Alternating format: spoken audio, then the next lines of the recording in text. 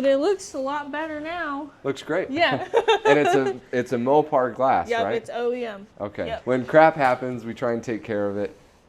Most of the time when crap happens, Jess is the ones helping us figure it out and fix it. So we're grateful for her. But the customer, now, since it's Monday, they should be checking out of their hotel here soon, showing up to pick up the truck. We're finally excited to give him the great white buffalo back.